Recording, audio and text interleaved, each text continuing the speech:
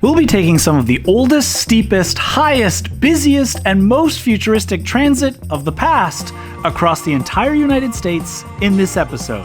And we're starting with this. Amtrak has a specific route called the Ski Train, and that's what we're here to ride. So we're starting at the Denver International Airport. The cool thing with this airport is there's not only just normal baggage carousels, but specific ones for your skis and golf clubs. Got 'em. That's me. Now this whole trip is going to have us going from the airport to the ski hill using only public transit. The process is seamless. You step out of the airport and head down the escalators. Cool. It's like a rock climbing wall in here. And you come out right at the RTD, Denver's version of light rail. And we're off. It's a 35-minute ride from the airport to our hotel. Now I didn't come to ride this train alone or go skiing alone. I came to meet up with fellow YouTuber Thibaut. So we're back at beautiful Denver Union Station, one of my favorites. Because this is the train we're taking tomorrow morning, we're staying in a hotel very close by. I think that's it right there. Now the question is, where is our host? And there's Thibaut from the YouTube channel Simply Railway. Hello, buddy. Good to see you too. Welcome. This is the ski train, just arriving from Winter Park. I just saw. We're doing that tomorrow morning. Let's go get some dinner. Yes, sir. So we check into our hotel right next to the station. Wow. Nice. Oh, wow. This is awesome. We're back at the Union Station for a little nightcap. When I said earlier, I think this is one of the most beautiful Union Stations, I wasn't kidding. Look how big that is. See, instead of just having a lobby, it's a huge lounge. Should we go to the terminal bar? Sounds good, yes. But I remember reading about a little secret spot in the station. This looks good, but have you ever been above it? Let's see if it's open. Yeah, the staircase should be here. Cooper Lounge. There's so many secrets in this station. It's great. I guarantee you there is no airport lounge as nice as this. This is what we want. Over there. Look at this. Wow. This is a train station bar. All right, thanks. Cheers. Santé. Santé. All right, let's go to bed. Good night. Ski day tomorrow. And so, this morning, our train's waiting for us. It is 6:15 in the morning. Let's go skiing. The ski train is a simple process. The conductors are there to help you store your skis. You're the reason I moved out here. Really? Swear to God. I worked for Amtrak out of Boston. I was looking around for like where to move. Yeah. I saw your video. We'll go there. Yeah. And here's our ride this morning. Thibaut, Simply Railway, loves it so much, volunteering here. He's Trying to come on board the ski train. Good morning. Car number 1. Don't mind if I do. So do people leave their boots and stuff here? They put them... No need to be worried about where to put your gear. Gosh, there's so much overhead storage space. Let's see if there's time to get some breakfast. Now, I got on board early, so we have a few minutes to pop into the station for a coffee.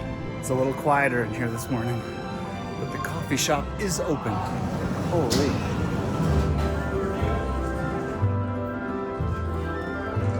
As nice as it is in here, I don't want to miss the train. Not only have I never taken a train to go skiing before, but this is one of the most scenic stretches of track in America. Tickets for the train start at about $34 per person if you book early. And so, we pull out of the station. Here we go. Sunrise right on time. Looks like a perfect day. We pass the Colorado Rockies Stadium on the way out of town before pulling through a rail yard. Look how much leg room there is. You don't get this on a plane or a bus. Big windows and a view. But it's not too long before we're rolling away from the city and headed towards those glorious mountains. The energy on board is really fun. Getting a group photo. You see, this isn't just riding a train to get from A to B. Everyone's going skiing. It's like for a fun thing. Look at this. Now that we're underway, let's check out the observation car. The lounge car is pretty full. We're gonna go downstairs to the cafe. Wow. Yeah. There's a bit of a lineup. Maybe we'll wait up here. It's a full train this morning with everyone soaking in the sun. And slow it down to 10 miles an hour until we get to mile post 20.2. Those of you who are rail fans know exactly where that is. Those of you who aren't, don't. Thank you. Correct. It's a 2-hour ride, and it's much more relaxing than driving your car in traffic to the mountains this morning. So to the right is a windbreak, and to the left, in the distance, is downtown Denver, which we left about an hour ago. Which brings us to the first of 20 tunnels along this route. In fact, no need to listen to me when Conductor Brad gives a better introduction than anyone. It is, in my opinion, the single most scenic 12 miles of railroading anywhere in the entire world. If you look to the left and up, you'll be able to see the full majestic majesty of these massive monoliths of stone. Thank you. What an introduction. Conductor Brad. I make it all up. It's all nonsense. Don't tell us that. Don't tell us that. As we go through the next tunnel and see if you can hold it all the way through. Is this the Moffat tunnel? Okay, you ready? No, you got to get Hold on, wait for it. your lungs out. Wait for it. Take a deep breath. Ready?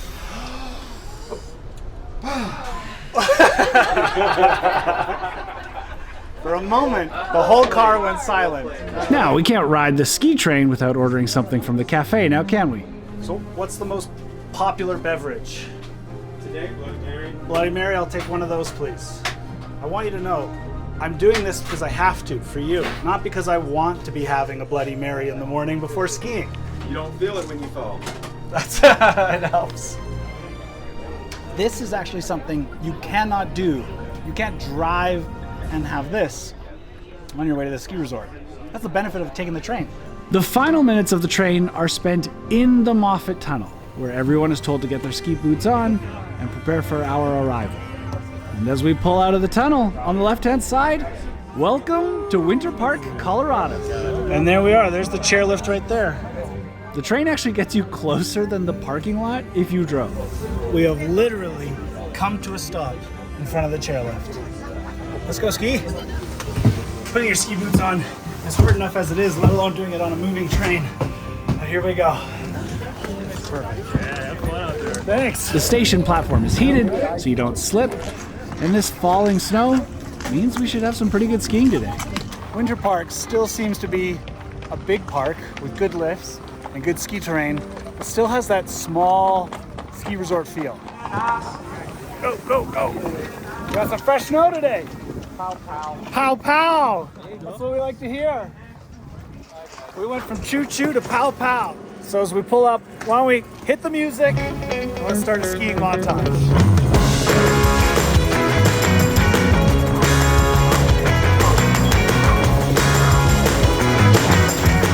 This is good snow.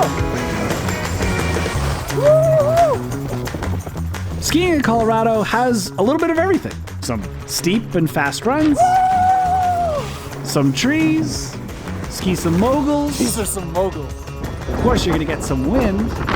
Okay, a lot of wind, but also sunshine and blue sky. Sunshine! That's what we need. We should go check out the chalet. It's a beautiful stone lodge. It's called The Lodge at Sunspot. We're at the top of the mountain. So we have the Provisioner, the Sunspot Lounge, and the Sunspot Dining Room. Now we swoop in. I've already seen what I want to eat. The famous waffle fries. Had to get the famous waffle fries. How good does that look? Do you prefer normal fries, waffle fries, or curly fries? Look at this! Oh my god. You sure you want to go back outside?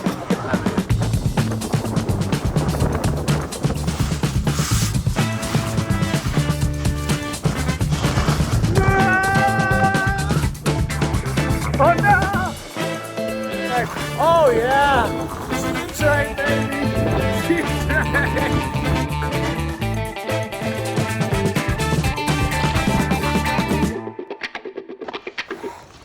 The skiing's all fun and games, but at some point, it's got to be the last run of the day. Here comes our train. And right on time, at 3:45, the train is pulling back into the station. But before we can board, there's one last thing we have to do here at Winter Park. You can't smell it. It's gonna be good. One cinnamon sugar waffle, please. Thank you very much. See you, fellas. See you, have a good one. You too. This just feels like the right way to end the day. All right, time to get back on board. All aboard. How easy was that? What a fun and creative way to get people from Denver to the mountain. Well played, Amtrak. And on the return trip, sit back and enjoy the sunset. What an ending to a great day. And for our next set of unique transit, we're moving from the slopes to San Fran. We have 24 hours to ride the last manually operated cable cars and the oldest streetcars in the world. They're both here in America. I'm Mike, and welcome to No, it's a casual version. Casual. We're just gonna hang out. So we're starting in San Francisco to ride the world famous cable cars. So let's go ride this thing. They're in such good shape. Interior looks great, you know, for those rainy San Francisco days. But of course, you can hang out the side. There were 23 cable car lines established between 1873 and 1890, and yet only 3 remain. The San Francisco cable car is the last manually operated cable car system in the world. And when I say manually operated, I mean the operators are manually pulling levers to connect and disconnect the cars from the cable underground. Here we go, my first ever cable car ride. So as you need to do in San Francisco, we're leaving the Fisherman's Wharf. We are headed up the hill to Lombard Street. You're allowed to stand on the platform. You're allowed to stand out here. This is wild.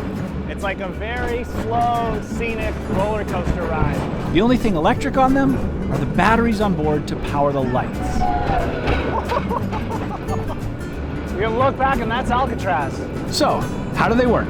We all know the streets of San Francisco are steep, like really steep. And the only way you could get a streetcar up these hills with their steel wheels and steel tracks is to pull them up by cable. Hence, the cable car. The cable is constantly running underneath the street. In fact, you can hear it when you're just standing out here. But what about brakes? Because steel wheels on a steel track are slippery, let alone while going downhill on a wet day. And so for that, they have an additional braking system which applies a large brake to the track itself. So, you know, these don't go careening out of control. Now, the cable cars don't operate on a loop, but more of a there and back type line. So how do they turn around? Well, manually, of course. Look at that, they physically turn it still. They just push it off. Now, the reason they have to push it off is because it's not yet connected to the cable. I know I've come all the way to San Francisco just to ride these cable cars. But can you blame me? They're iconic. In fact, they're so unique and important that they were designated as a National Historic Landmark 60 years ago. But of course, they're part of the integrated transit system here in San Francisco, which means it'll actually take you to tourist destinations like Lombard Street. This is our stop, Lombard Street. You may recognize it as the zigzag street, the steepest street. Obviously, I took the cable car up so we can walk down. So it's the zigzaggy road down. And not only that, look at the little driveways you have if you're a house here. What a beautiful road. Of course, it comes with stairs for us pedestrians. I think the only thing that could possibly be more San Francisco than the cable cars is a tie-dye Volkswagen bus going down Lombard Street.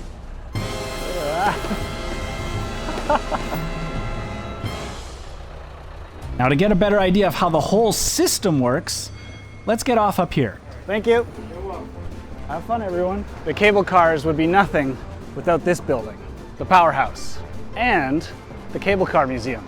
Obviously, you can learn about the whole history, but what I'm really here for is the actual powerhouse.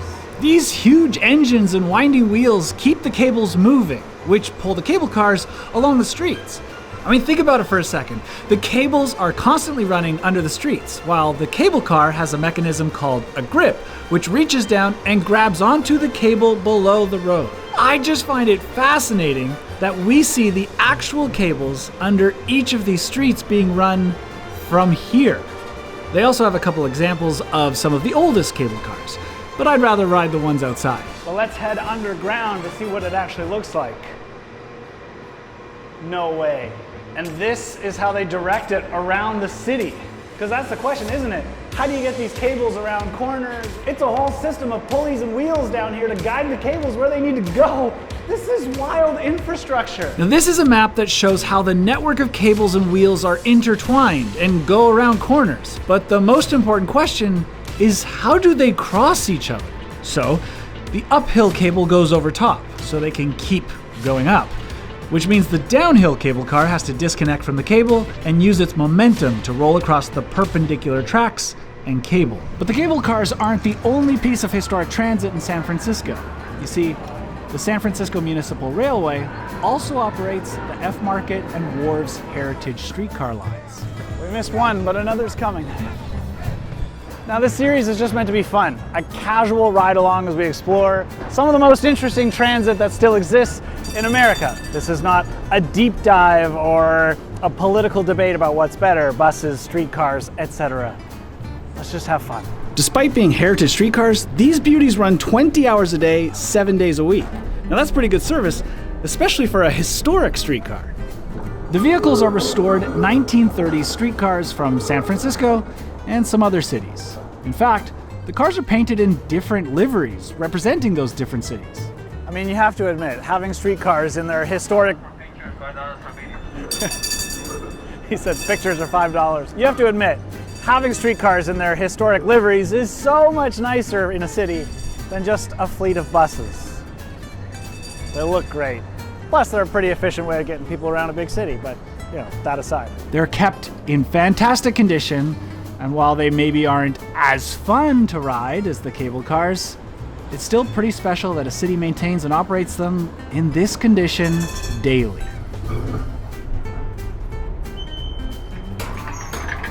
Thank you. The vintage streetcars of San Francisco are amazing, but they're not the oldest. For that, we have to go to New Orleans. So we're going to the airport. To get to the airport, we have to catch the BART, the Bay Area Rapid Transit.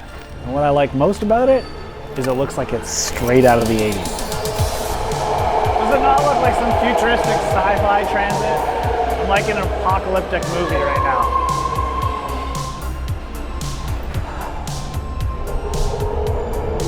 San Francisco views before we go. Wow. I said I felt like this train was straight out of the 80s. Turns out it's straight out of 1972. So it would have looked super futuristic when it came out. What do you think about it that way? Pretty great. It's looking good for 50 too. Now, I'm not trying to say that the BART is a perfect system by any means, but there's one that's pretty darn close just upstairs. The air train. Now, I didn't come all this way to ride the SFO air train, but that's kind of the fun part about this series. It has all sorts of little side adventures and transit, like this, that we get to ride. New Orleans, here we come. I mean, it's not much, it's an airport shuttle train, but it's called the air train. It's got windows for days. Look at this. Doing its job. So, moving on from autonomous shuttle trains, let's get ourselves to New Orleans to ride the oldest streetcar in the world. Couldn't get me to my hotel because the road's blocked. Seems to be some sort of event going on there. But here we are in New Orleans in the French Quarter. And I think we'll ride the streetcar in the morning. Holy cow. It's busy. Is it Mardi Gras? It might be Mardi Gras. Lucky for us, we're in New Orleans during Mardi Gras. I didn't know it was Mardi Gras. This is just one of the added benefits of travel. I mean, you never know what you'll find. I can't believe we're here on Mardi Gras. Of all the nights, of all the times to ride a streetcar.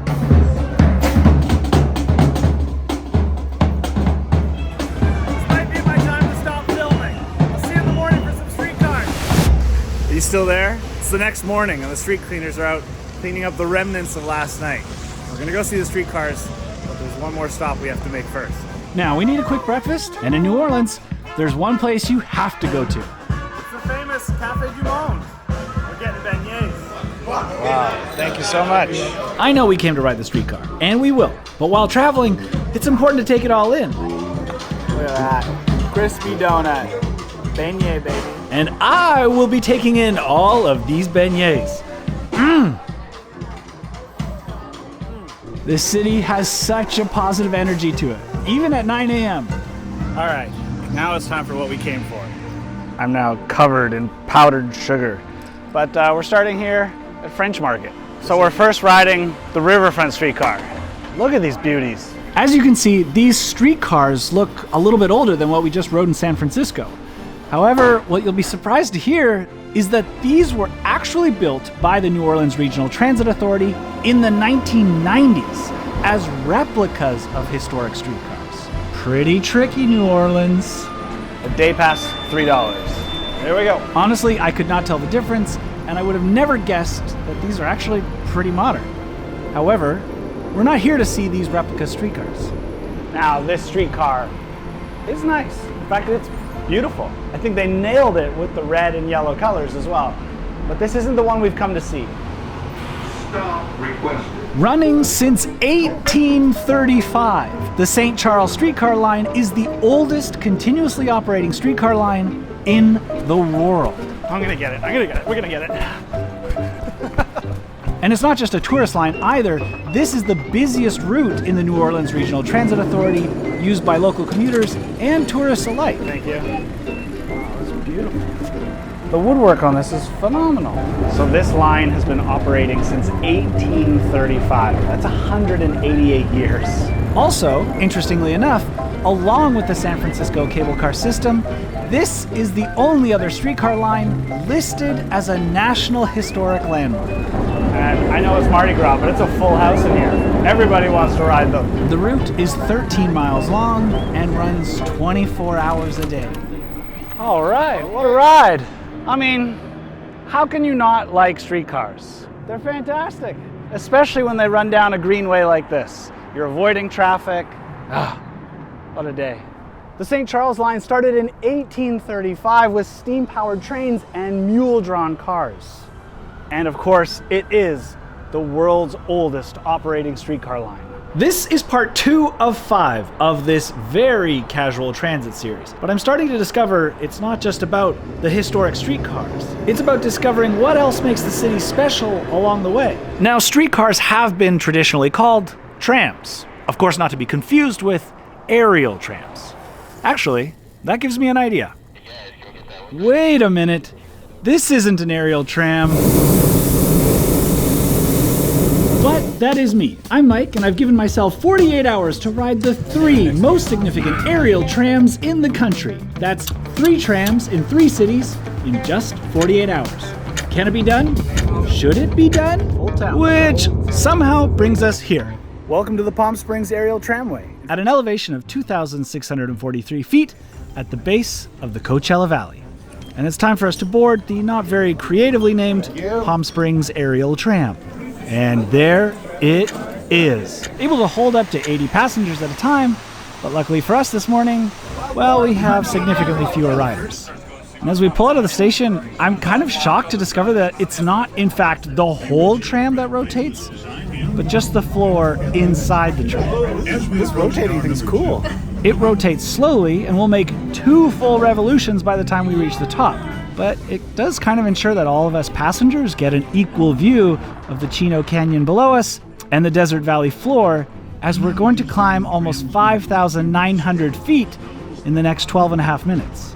And now that I'm over the shock of the moving floor, I'm able to start enjoying the view. And not bad. I love a good Desert Valley view. But what I'm curious about is where are we headed? Now, the original tram cars are on display down below. And I can tell you that these large rotating cars that were added in 2000 are a significant improvement. And as we pass over the towers, this track rope counterweight, which weighs 120 tons, helps to keep tension on the track cables so we don't bounce as much. So, why exactly are we here riding this? Well, I like to think that transit is the art of connecting people with where they need to go. And, in this case, aerial trams are a unique way of getting people up a very steep slope. So what I'm most curious about is what's at the top. Where is this tram taking us? That was fun. That was nice. Well, it turns out it's the San Jacinto State Park. I've never seen a zigzag concrete path before in a state park, which makes this reasonably wheelchair accessible, actually. I did not make it very far from the trail before I fell. Look at these trees, though. This is actually really amazing. Look at this. I mean, the difference between these two trees, they very well might be the same tree. I have no clue, but I can say I'm enjoying it. I'm not often impressed by trees, but come on, these are some impressive trees. Now, there's supposedly a trail out here somewhere, but I can't seem to find it under the snow, so we'll just go to this viewpoint and then turn back, before we get lost. I now understand why they built a tram up to here. What a stunning state park. Down below us is the city of Palm Springs, California. Not a bad view. I say this a lot. I've only come here for the tram, but I get to experience this. This is like a bonus for me. I know most people it's kind of the other way around. You'd come for the park and you get the tram, but I don't know. I think traveling for interesting things makes for interesting travel. Never said that before. That sounds good. I should use that.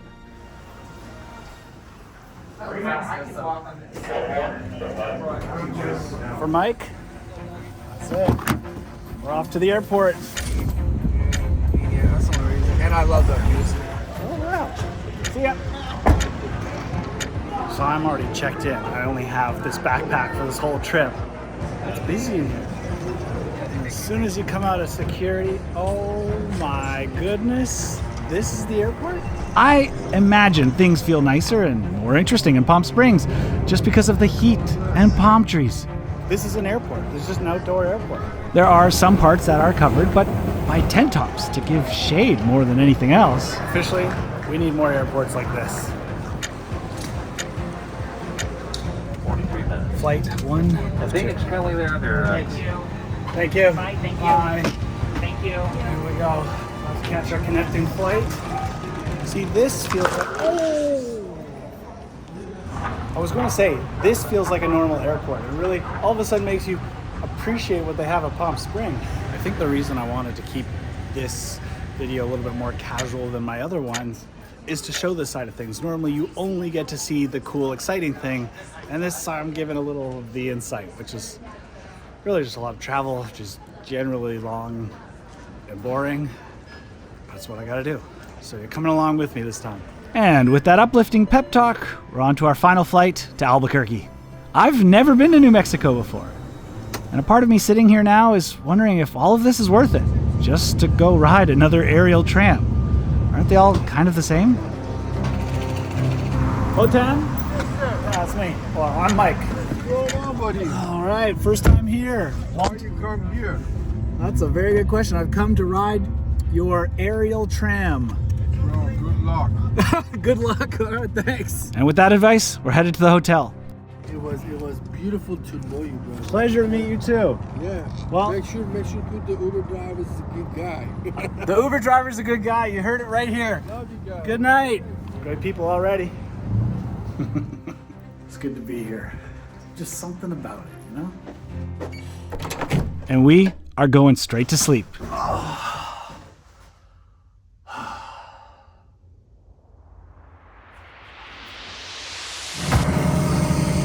Which brings us to what Albuquerque, New Mexico is most known for in the world. We're going hot air ballooning. I figured the aerial tram doesn't open until 9 a.m., so why not enjoy the sunrise the New Mexican way? I'm hot. Trying to leave without us. This is not an aerial tramway, but it's a hot air balloon. Let's go. Last but not least, 7. We're not up yet.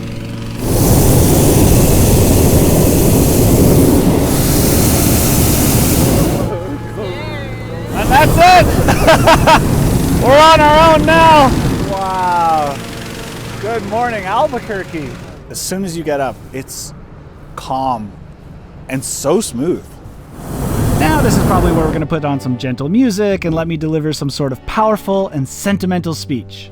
You might think it's nerdy to be into trams or whatever, but if it gets you to travel, and gets you out here, should have picked a different time to do that. I never thought I'd feel comfortable standing in a wicker basket 2,000 feet above the earth. But now that we're here, it's awfully peaceful. Look at this. I figured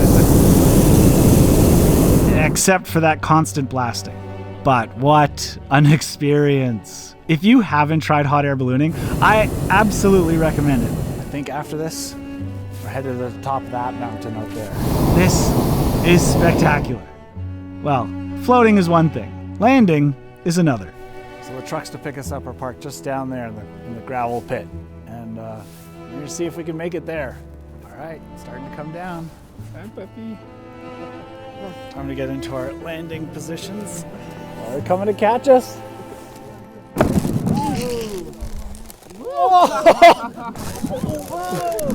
He got us.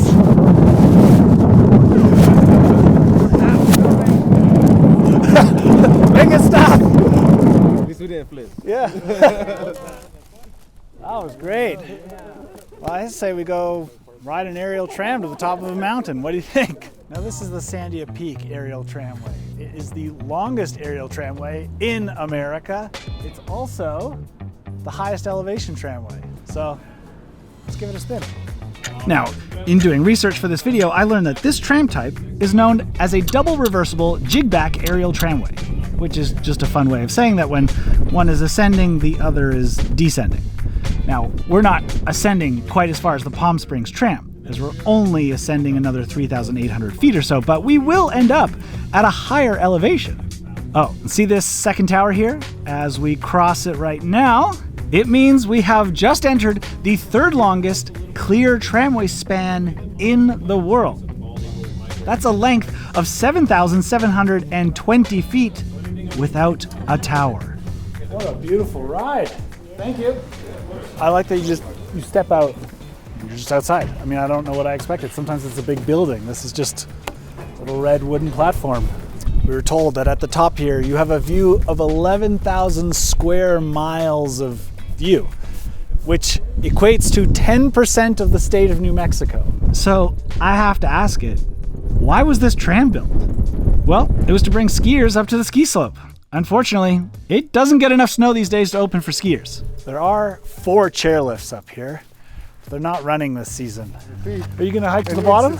No, I'm just going out to the cabin. Oh, good. That's a great little 2-mile walk. Oh, right on. Enjoy. Thank you. But as you can see, there are a lot of cross-country ski trails, snowshoe trails, hiking trails. Well, if you've liked these last 2 trams we've ridden, you are going to love the next one, because we're going to go ride the granddaddy of aerial trams, really. We're headed to New York City. Hey! To the airport, please. Have a great day.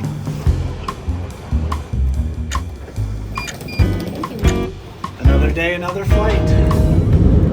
Traveling this much, well, something was bound to go wrong. So I'm gonna be honest, coming out of a Dunkin' Donuts on the side of the highway at the moment, I tried to do all of this without renting a car, but my connecting flight to New York was canceled until tomorrow morning, and we need to get there tonight. So I've stopped loading up on coffee, we've rented a car, and we're now gonna drive through the snow, which I assume is why it was canceled. Anyway, the trip continues. 6 hours, here we go. A snowstorm isn't going to derail us from riding our third aerial tram in 48 hours. I mean, it's the most important one. We have to make it. Bad weather happens. Sometimes you just have to roll with the punches and rent a car. But don't worry, I'm not going to make you watch me drive for 6 hours. Now, I think they were predicting more snow from the storm than we actually got. You got the snow plows are out. There's a lot of rain, but I guess for the sake of safety, I'm glad they made the decision they did. Luckily for us, it just never turned into snow. Still was a nasty storm to drive through for 6 hours though. And as we get to midnight, it is getting a little bit colder. Oh yeah, it's a full-on snowstorm now. It's 1 a.m. I'm very much looking forward to getting to the hotel. Not just because I'm tired, but because of the hotel. All right, almost there. We made it. No dents or scratches. 1960s TWA hotel. Oh my gosh. Look at this. What an entrance. What an entrance. Tonight, We're staying at the TWA Hotel. Originally used as the Trans World Airlines check-in center in 1962, it is now a restored and reimagined first-class hotel. How amazing is this? Wow. Iconic.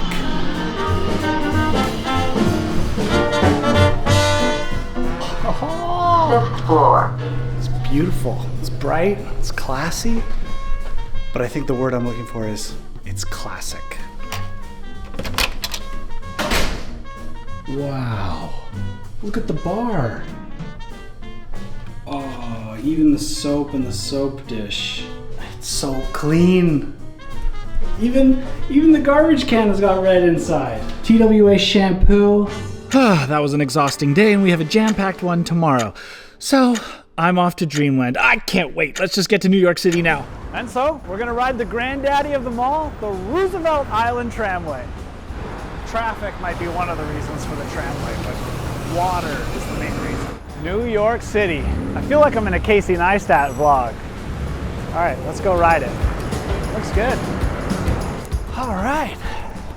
You can tell I'm in a good mood. I'm running upstairs. New York City just gives you that energy. And it looks like we made it. 47 or so hours for 3 aerial trams. Was it worth it?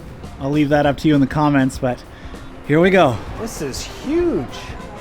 They say it's the most modern aerial tramway. Since it started in 1976, it has carried over 26 million passengers, which probably makes it the busiest aerial tram in America as well. And it was the only aerial commuter tram in the US up until 2006.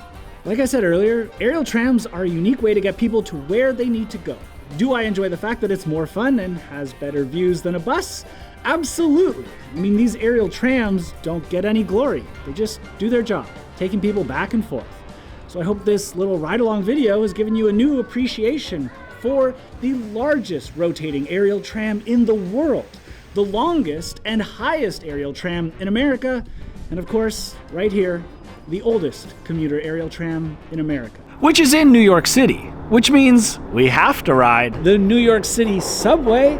I mean, really, this is one of the most used transit systems in the world. Smells a lot better than I thought it would. And maybe unsurprisingly is the fact that it's the world's longest subway system and has the most stations. Now, speaking of which, this is ours. Now, New York City also has the busiest commuter railway in North America, Which is the LIRR, or as I like to call it, the LUR. I don't think anyone else calls it that. That's right, the Long Island Railroad. Look at that!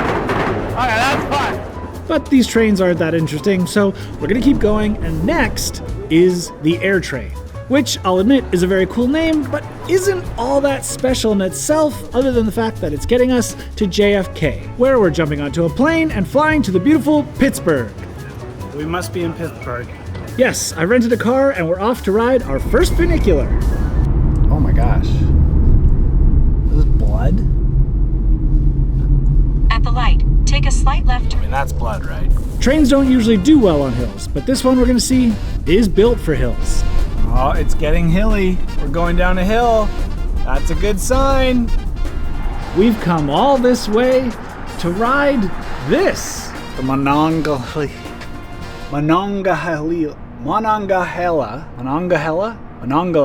I think they call it the Monongahela. Correct me if I'm wrong. Incline Railway is also a historic landmark. Just my luck. It's too bad it's closed because this is the oldest and steepest funicular in America. Even though it's closed for maintenance, they are running it today. They're really cute stations. They're really well kept. Oh, these are great. Monongahela. I think that's it. Monongahela. We'll go with that. Well, we've come this far. Let's drive up the hill and see what's up there. Not much else to say about the Monongahela. It's a nice view, top of Mount Washington. This funicular was built in 1870 to connect the community at the top of the embankment with the river and the bridge to Pittsburgh below. Like, it's a nice little community up here. This building was built in 1893, which is 25 years after the funicular, which means this building might not have been here without the funicular. Wow. Small little railway, big impact. It also has a pretty nice viewing platform to look out over the whole city. Look at this. But lucky for us, Pittsburgh has another one down the road that is running today, so we're gonna go ride that. Where is everybody? That's where we're going. This is the parking lot. There's nobody here. Downtown Pittsburgh. Ladies and gentlemen, welcome to the Duquesne Incline Railway, aka a funicular. Maybe the reason this one is still here is that it was listed on the National Register of Historic Places, so it's got to be worth riding. You see, the whole point of a transit system is to connect people to places, and I just don't know what this connects to.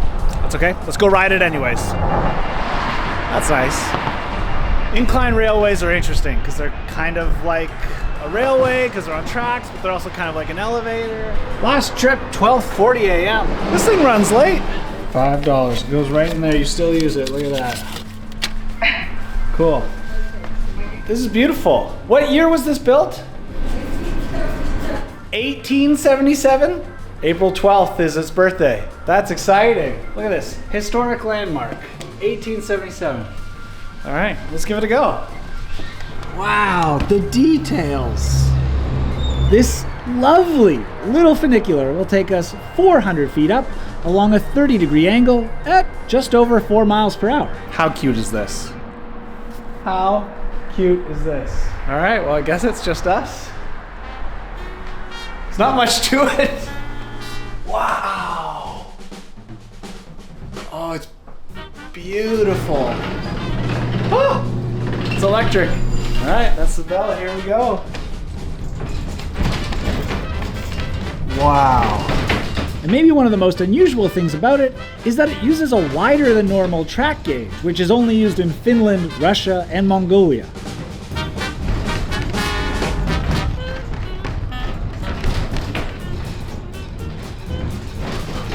So, a funicular, or an incline railway, runs on tracks like a train, and it's pulled by a cable to the top. Because they're attached to the same cable, they move at the same speed at the same time, and the weight of one counteracts the weight of the other, so it's actually not that difficult to get it moving. You know, if this was full of people, it would be very heavy, but there's the whole weight of the one going down that helps to pull this up. I mean, really, funiculars are a very clever way to get people up and down a very steep slope, which is exactly what we have here in Pittsburgh. I still haven't figured out why it's here, but we'll see what's at the top. The detail in all of this. I feel like I've traveled back in time. That was amazing. This put a smile on my face. Oh, this is great. They let you go downstairs and underneath to see the hoisting equipment. So this is the car we came up on. There's the cable underneath it. It comes up here, goes around a wheel up there, comes under this wheel, and into, wow, the machine shop.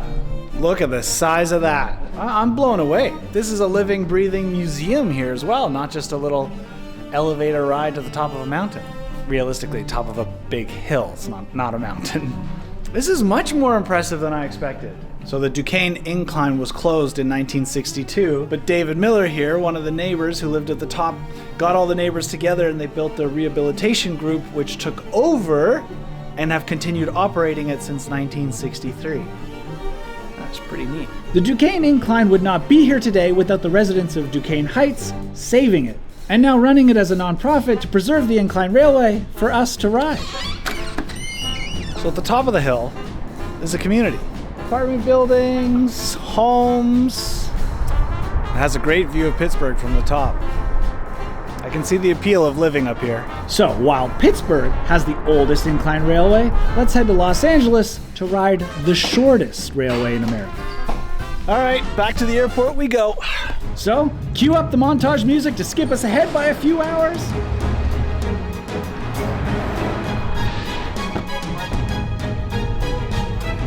Bringing us to tonight, or now, here at the Vermont and Sunset Metro Station.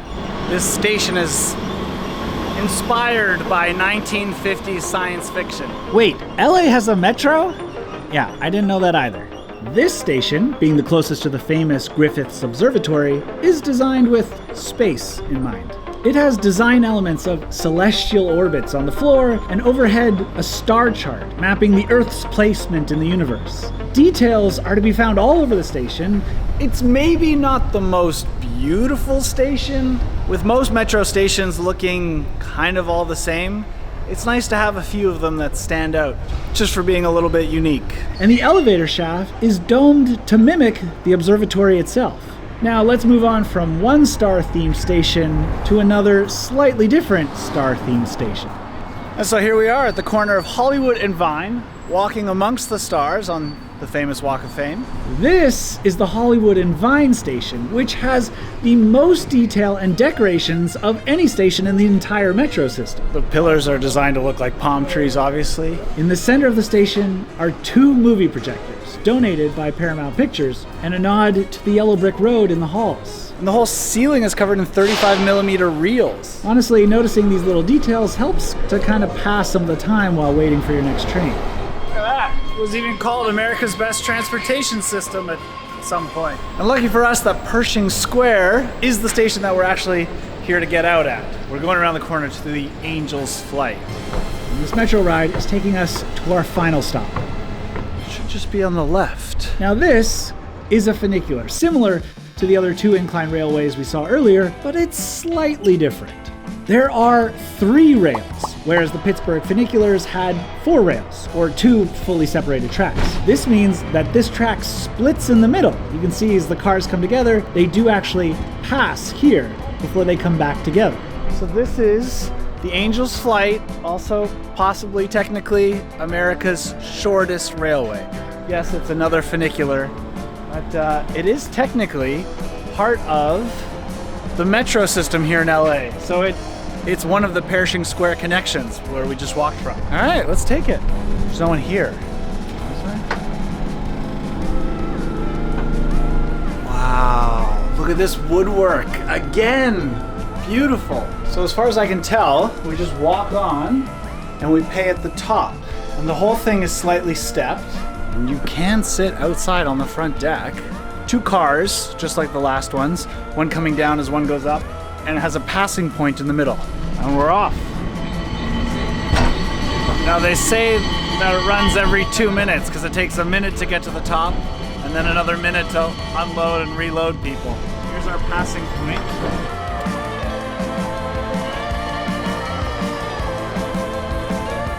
It's beautiful. This is a nice ride. The Angel's Flight costs just $1. Thank you. And I don't know if it's because we're here at night or because of the orange paint job. I think this is a beautiful piece of railway heritage that I'm glad they've kept alive. Technically, there is a staircase right next to it, so you don't have to ride it, but why wouldn't you? It's easy for someone to say it's not worth keeping around anymore, but I think they are. But let's pivot from the past to whatever these are. These unusual transit systems, like this tiny elevator and the iconic monorail, were supposed to be the future of transit. So what happened to them? Well, I realized I'd never ridden on them. So that's what we're doing today, starting here in West Virginia for the Morgantown PRT, which stands for Personal Rapid Transit. So let's head upstairs and see what this is like. Now, I often come to these a little unprepared just so I can be surprised and enjoy it in the moment. But I didn't expect that I'd need quarters. It costs 50 cents, but it requires exact change, which I do not have. So we're going to town. Not a problem. Quarters shouldn't be that difficult to find here downtown. We need a coffee shop or something. But I can't find anything open though. I guess I thought businesses would be open at 10 a.m. on a Tuesday morning downtown. Who knew it could be so difficult to ride public transit? But this has been the fun part of this trip. It's just getting to explore American cities and towns because of the public transit. That's interesting. It's a very cute town, though. We'll find something. I don't know where we're gonna... Tacos instead of coffee? Yeah, let's get some change. Monarca Taqueria to the rescue. In the end, the best I could do was find a taco shop. I think this was the best way to get change. It was so good I had to get more. Wow. Thank you, bye. See ya. Great tacos, quarters. We're good to go. Monarco. Now, this is where I'm briefly confused. You see, it's old school, requiring quarters. But at the same time, the turnstiles are modern with a touchscreen. Oh, my bad. Not a touchscreen. So as you come in through the gates, you select your location, your destination. And these little automated pods will take us there. And now, I'll wait here on the platform till another PRT pulls up, and this board will tell us which destination it's going to so I know which one to get on. It's an express door-to-door service, which means you put in which station you want to go to, and it takes you direct to that station without stopping at the other stations along the way. I mean, honestly, it opened in 1975, and I can't imagine how futuristic that would have seemed at the time. This was the first system of its kind in America. And have you seen any others since? That's why I'm here to ride it today. Gate 2 is boarding for Tower. That's good. Here we go. At first, it looks like just a very small metro car, or maybe more like an airport shuttle, but this isn't taking us to the next station on the line. It's actually taking us directly to the station that we selected when we went through the turnstile. So in that sense, it's actually more like an elevator than a metro. As you can see, it's not lightning speed fast either, but it's pretty efficient thanks to the elevated guideway here. But the best part is here. You see, the track splits. It goes to the right and up into the station, while we're staying on the express track on the left and skipping the station altogether. It might not seem that cool or flashy, but this is what makes this whole system so unique. Now, I'll be honest, the rest of the Morgantown PRT isn't too impressive. The vehicles are small and only seat 8 people. The ride is not very smooth. It is a little rough. It's on rubber tires after all. And it's not a very big system either. Only about 3 miles long with only 5 stations. The only reason I'm here is to do exactly this. Bypass a station. That's it. That's what makes the Morgantown PRT cool. These moments don't happen on any other system. That is a cool system, but it is starting to rain in Morgantown here, so let's go somewhere that's a little bit sunnier today and go see our next futuristic transportation device. We're headed to St. Louis, which means we're headed back to the airport. Yes, another travel montage, but we'll keep this one short. In fact, let's just skip ahead. Now we've arrived in St. Louis, another city I've never been to before. All right, we're leaving the airport, but we've all seen this before, so let's just cut ahead. We're arriving at the hotel. Oh, classic tap the door shot. And guess what? I'm gonna fall into bed for a transition. Oh, good morning. There it is. At least half of it. Let's go see it. Now, for those of you who don't know, this is the St. Louis Gateway Arch, the tallest arch in the world, but it doesn't move. Now you're probably asking yourself, Michael, I thought this was an episode on futuristic transit. What are we doing at a tourist attraction? Well, it's one of the most impressive elevators in America. The Gateway Arch is a national historic landmark and the tallest memorial in the US.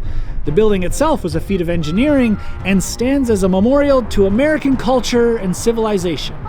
But the most difficult part was figuring out how to get people to the top. You see, a normal elevator goes straight up and down, but this building is curved. So how do they figure that out? Well, one of the original ideas was to have 2 elevators. The first one goes straight up and down from the most inside point until the most outside point. It would get at about 300 feet in the air. But then you'd have to transfer to an angled elevator that would be much smaller, and that would be a pinch point for guests waiting. Not a good idea. The next idea, which I think is pretty good, was more of a Ferris wheel, where the system was continuously looping fully underground and just keep rotating people through. In the end, it was thought that the Ferris wheel teetering seats would tempt too many daredevils, so they didn't go with it. So we're here to find out what system they did go with. This is slick. What I like is the Gateway Arch is a national park, which means this modern elevator is run by the National Park Service. Wow, this is an impressive museum. I didn't expect this. These are just the things you stumble upon when you come to see an elevator. Ah, if this is a model of the arch, they must have a model of the pods too. They went with a combination of the Ferris wheel and the elevator. So these rotate on their own joints and their own capsules, but they are pulled up and down like an elevator rather than a consistent rotating thing. But of course, it's a little bit bigger. This is the builder's wall, and Richard Bowser right there, he was the one that designed the elevator. No engineering degree, just a smart guy. All right down the ramp. Thank you. All the pod entries, very small doors. All right, Let's go ride this thing. It's like getting into a space pod. I feel like I'm going to space. It's not very big. It seats 5. Now, I hope you're not claustrophobic. Because the construction and design of this elevator system was so impressive, they put windows in the doors so you can watch your progress as you climb the arch. The glass windows are nice, so you don't feel too claustrophobic. I'm going vertical now. It's fun to think that these people in the pod with me have come to see the views from the top of the arch, while I've come just to ride the pod. I mean, this elevator was as much a feat of engineering as the arch itself, and I feel like it doesn't get enough credit for that. In fact, some could say the view of the stairs out through these glass doors are ugly, but I think it's a good reminder that, well, we could be walking up the stairs had Rick Bowser not come up with this unique solution. And that's the whole point of why I'm bringing you along on these trips, because these are underappreciated. This elevator doesn't just go up and down like any other. Tilts, and then let's go. And now we're starting to angle ourselves along the arch towards the top. Getting narrower now. There is no other elevator like it in the world. You get out onto a stairwell because it gets so narrow at the top of the arch that they couldn't fit the elevators up here. So by having the elevator stop there, they can have more viewing platform area.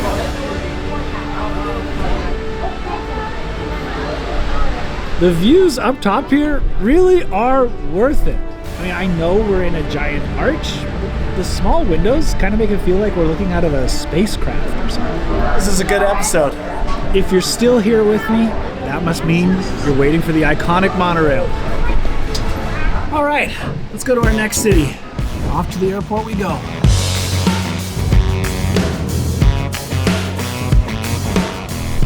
We're here to ride the most futuristic of them all, the monorail. They say it's the fastest way to get from downtown Seattle to Seattle Center. Here we go. I don't know why I expected this to feel more futuristic as well. Which brings us to my first ride on the famous Seattle monorail. It's busier than I expected, but it's bright. Look at these huge windows. Love those sounds. Welcome to Seattle Center Monorail. All right, I'll be honest, this monorail doesn't look as futuristic as it once used to. It's rather ordinary. Maybe a little rougher than I thought. I mean, I guess it makes sense. It runs on rubber tires too, just like the Morgantown PRT. And in fact, it only has 2 stations, one at each end of this mile-long track, so it's not a huge system either. You know, there are a few monorails around the United States, so it's not even a unique system like the first 2 in this episode. I have to admit, for being 60 years old, it's in pretty good shape. It might not be futuristic anymore, but it's still iconic. Transit is about getting people from A to B, and the monorail was a way to avoid traffic by being in the sky. But this whole series has shown transit designers often had to come up with creative solutions for unique problems. Like Amtrak, offering a train to get skiers to a nearby ski resort. Or in San Francisco, where the steep hills required cable cars to be built. And in some places where accessing mountains would be near impossible without aerial trams. Now, whether or not they need to rotate is up for debate. And smaller hills created the funicular to get local citizens up and down on their daily commute. I'm glad I've chosen to come ride them. They might not be the most impressive systems in the world, but each of them has their charm and has contributed to the history of this country, even if they didn't end up being the future. And that is where it brings us, the Space Needle. All right, let's go check out the Space Needle. Like the monorail, the Seattle Space Needle was also built for the 1962 World's Fair, designed to look futuristic. That's what we're here to see. And it did, at the time. Time for the elevator, up over 500 feet. I mean, with glass elevators like this to take us up 520 feet to the observation deck. This is awesome. It's an experience few had seen at the time. Wow, thank you. Wow. Oh, this is worth it. Holy. So I hope, if anything, this series has inspired you to take notice and appreciate some of the unusual, underused, and even bizarre transportation wherever you are. Because they helped connect people with each other and bring us to some pretty neat places. Officially, we need more airports like this. Like this rotating observation deck atop the Seattle Space Needle. I don't know where I'm going next, but I know I want you there with me. I'll see you next week.